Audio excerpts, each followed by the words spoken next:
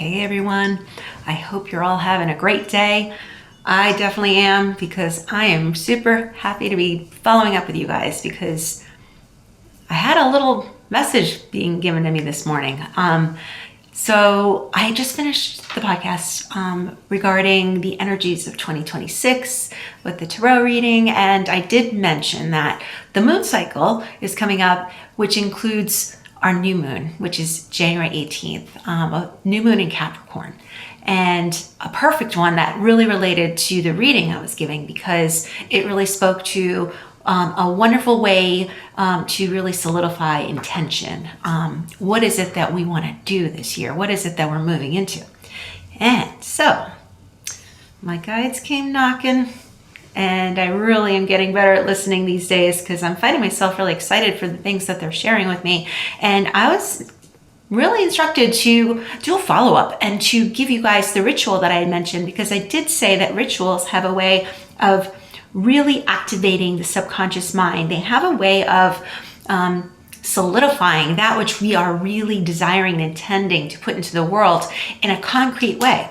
And as I gave examples, the sacraments in the Catholic Church, when we have a baptism, we're welcoming the new baby, the new soul into this world to be a part of this planet. And if you look at confirmation, for example, that is a rite of passage into young adulthood. And there are just so many rituals that are very beautiful. And simply lighting a candle when you go into church solidifies the prayer that you're lifting up to the divine. And so I've got a ritual, and I did say that I would do one. I really try to. I'm not perfect. I don't do it all the time, but when I'm really feeling a call to it and I feel like there's something going on here, this one happens to be a powerful one for me. And I know it can be for everyone, because it really, really is stamping in this brand new 2026 energy. And so I have it set up for you. I did a little putting it together so that we could talk about it, and that maybe it's something that would be useful. And feel free to modify things. Rituals are personal. This is just a guideline, something that might work for you, because they all, again, it has to feel real to you in order for your subconscious to really hook into it. And so the ritual that I have decided to work with you guys is, it includes the 4 elements. So it's earth, water, fire, and air, because these obviously are how we play on this planet, how we interface with all the different ecosystems around us and within us as well, in our bodies. So I'm going to recommend that you get yourself a candle, any kind of fire. If you happen to be lucky enough to be outside and you have a bonfire or something beautiful that works for you. Again, this is going to be on January 18th, so you got a little time to plan if you want to. I also recommend that you get yourself a glass of water for the water element, because if you don't happen to live near water, or you don't have that as something that can kind of sync it together, I really do think that's an easy way to do it. And the way I do it is kind of nice too. And again, there's so many ways. I've learned a lot from my different teachers about ways that we can do these rituals. So candle and water. Light the candle, obviously. We're getting our fire element activated. Get comfortable. So you want to get comfortable. You want to be in a private, sacred space. You want to set this up so that you're not interrupted, so that you don't feel like you're on display that would make you, not feel comfortable within your own intentions as you set them. This is just between you and you. This is between you and your higher self. So you're going to get comfortable. You're going to ground yourself, and you're going to start breathing in a way that allows you to get comfortable, relaxed, and to drop into your heart. You want to drop into your heart. This is the portal to creation. It's the portal to yourself. It is the portal to our connection to others. And so here, with our intentions being our number one priority at this point, we want to get into our hearts. We want to feel the recognition of ourselves. And so we're going to do that. That's our air element. You're going to ground yourself into the earth. You're going to, just as I've talked about in other videos, you're going to start to feel as if you're creating roots that extend down into the ground below you, from your hips, from your root chakra. Grounding, grounding, grounding, down, down, down, down, down to the core of the earth. The earth is what grounds you into this beautiful physicality, and you want your body to feel safe and stable as we do this. So your body's gonna relax, start grounding into our Mother Earth, our beautiful Mother Earth, and allowing that to connect you, stabilize you. And once you've done that, you're gonna look at your water, you're gonna think about your water. This is our water element. And you're gonna bless your water. I don't know if you guys have watched those videos or seen those studies about how water really responds to our energy and the energy of love and positivity. And we're made up of water. Our cells respond in the same way. So this water is going to be something that we focus on, and we're going to bless this water, and we're going to even bless it with our intentions, the things that we want to bring in, the beautiful, positive things. I don't care what they are, they're yours to figure out. You're going to imbue them into the water because the water is there to hold that for us as we settle into our intentionality. And we're going to claim our intentions. We're going to set our desires out into the world. We're going to really think about what it is that we want, what it is that we want to lay the groundwork for. We want to plant some seeds that can start to grow as we cultivate practices that will bring these intentions and our desires into the physical world, into our lives, into our circumstances. So we're going to do that, and we're going to speak them. Once we've decided what they are, once we put them into the water, we're going to speak them. We're going to use our voices because it's really powerful. Our words set things in motion.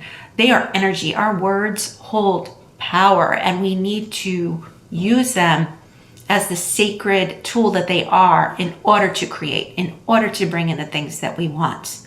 And we're going to speak them out. We're going to allow them to activate and become alive within our sacred space that we've created. And we're going to do that for a minute and think about that. Speak that. And just kind of revel in that for a bit with really high and positive expectations. Knowing that we're supported, knowing that our guides are here, knowing that they are activated by virtue of the fact that we are in this place of creating, because they are our support system. Bring them in at this time. Ask the guides, ask your higher self, ask the angels, ask God, ask the divine creator, Mother, Father, God, however you want to call it, to participate with you and co-create this intention. They love that, and they are here for it. So we do that, and we allow it to fill the space. Notice your energy in it. Notice if you're starting to feel something. Very subtle things. I know when my guides show up, I can feel a little tingling on the top of my head, or I just feel this real presence within my heart. Sometimes I get messages within my own mind, which is not really the mind. It's actually the spirit kind of speaking in a way that we translate it. Allow that to happen. And so once you've claimed these intentions, once we've asked for the support, once we know that this is set, say it. Say that it's set. This is done. It is done. Thank you. Thank you. Thank you. Thank you. I say it 3 times. There's power in the word of saying things 3 times. So claim that it is done. Thank yourself. Thank your guides. Thank your beautiful inner being, your beautiful, holy, divine spirit within you. And then grab your water and take a drink. Because the water starts to solidify that essence that you brought to you, that you brought into the world, and that you blessed And the last thing you can do, if it's possible, it's a new moon, right? Beautiful time to go outside. It's dark moon. It is what would be like the womb of creation. It's dark. There's no light, but it's powerful. Go out, take some breaths of air, fresh air, and appreciate the magic that we have by this gorgeous, beautiful earth, this beautiful, beautiful system, this living system that supports us as we're here. The air, the stars, the earth. It's just so magical. So that could be a nice way to end it if that is something that inspires you. And if you're not already outside, because this can be done anywhere. You can do this ritual wherever you want. And if you happen to be near water, that's even better. There's so many ways you can do this. So that's what I would do. And that's what I will do. And I'm hoping that that is helpful, because sometimes just changing things up a little bit, if you haven't worked with ritual in your life in ways that are just profound to you and feel like a little extra step in the direction of your own divine co-creation of things, like I've said many times, it is very powerful, and it really does feel, it feels like a new, there's a newness in it, a new way of feeling change coming to you before it's here. It really does create a new level of energy within you, and you can kind of think back to it, and you can know and really leverage it within your daily practice as a way to remind yourself that you've done that. And we have the option of several times a month, 2 times a month, sometimes 3 if we have a blue moon, but you get the option with full moons and new moons to be able to do this, along with other pivotal times throughout the calendar year that can do that. So that's a quick little ritual. I hope it's helpful.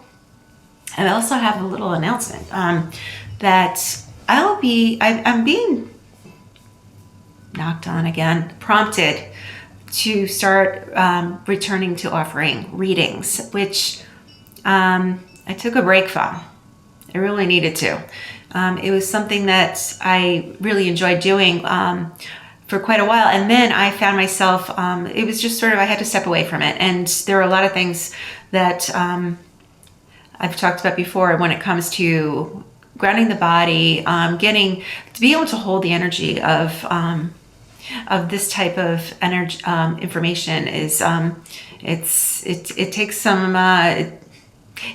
some training, put it that way. And I have had training. I've had wonderful training with Sonia Choquette, and that was, believe it or not, 20 years ago. And I'm always surprised that 20 years can go by, like, seems like that. But I had great, wonderful trainings with her, and it was a journey for me to get to this point where I feel ready to get back into it, and I'm being prompted a lot. So that's something where I'll be opening my calendar on a limited basis, and I will give out more information on that pretty soon. So I'm thinking one little message to go along with this. I'm going to see which guides are coming in, besides the ones that are kind of whispering in my ear here. The messages that I keep getting from my guides is it's very simple, and it's a constant reminder. You have to, and I speak to myself as well, remain in your own empowerment. Do not acquiesce your power to anything outside of yourself. It's just it's not helpful. It does not help the people around you. And there are many, many things that are going to throw you off your game if you do that. Do not look outside yourself. Start really paying attention, using the attention that I talk about to listen to the guidance that comes through. It is not going to be some sort of, magical, like, booming voice from the heavens. Sometimes I guess that happens, but it really isn't the case most of the time. You're going to be hearing subtleties that keep showing up messages, synchronicities. You might see these really interesting, they call them clean-ons, when you see a message on a license plate, or you hear it in a song, and then next thing you know, someone else says the very same thing. That's a message from your guides. Pay attention to those, because it's very likely that you've been hearing it within yourself, but you've dismissed it. So that's what they want to remind you. They want me to remind you of that. Okay, so I got one. I'm going to take one more. Oh, okay, great. So I have boredom from our spirit teachers, and then I have creativity. And that's from the creativity guides. We do have those. They are here to be our muses, to inspire us through our creativity. Now, creativity isn't always just like, oh, I'm an artist and I have to paint or make music or whatever. Creativity is choice. Every choice you make is a creative choice. What you wear, the food you cook, the words you use, anything that brings more into the world through you is creativity. Now, if you don't go there and you, again, acquiesce your power to other people, you will probably go into your head and you won't be creating, and you're going to fall into some victimhood, because when you're in your head and you're not creating in one form or another, you go into your mind and it can get pretty destructive. It can be a swirly twirly that will put you in the wrong place. So the creativity guides are saying, definitely, please, please, please make sure you honor your own creativity, and that you respect it, and that you turn into it, so that you can offer more to yourself and to others, always. Now, boredom, the boredom card, it kind of speaks to creativity. So that's why they seem to go together quite well. When we're bored, same story. Do not allow that to be an excuse for you not to be able to change and move into something that feels a little more creative. There's nothing wrong with rest. Taking a break when you're overworked, overwhelmed, that's not boredom. That's actually a good place to be. But when we kind of utilize that as an excuse, like once you kind of find yourself not in movement, it gets really easy to say you're bored or to not feel like you're creative. It's really important that you, again, leverage the own power within you. There's a lot of power going on. I know I use that word a lot, but it really is. I just feel the energies of it, and I'm sure you do too. It's really our time to get out there, to be people, good citizens of the world, that are offering up so many different ways that we can offer what we have, in ways that actually inspires other people to move into their own creativity, and to kind of ditch the idea that, like, I'm bored, I don't know what to do, I can't think of anything. That, again, is kind of the swirl of your head, the destructive one, that will take you in directions that won't serve you. They really won't. So that's what I have for now. I hope it helps. Keep an eye on my links, soulfinding.com. I will be putting out some sort of information about what is coming, my times for readings, and what will be opening up. So thank you guys all so much. I really appreciate you all. Let's go out there and create. There's a lot to do. I'm really excited about it. Thanks again, guys. Mwah.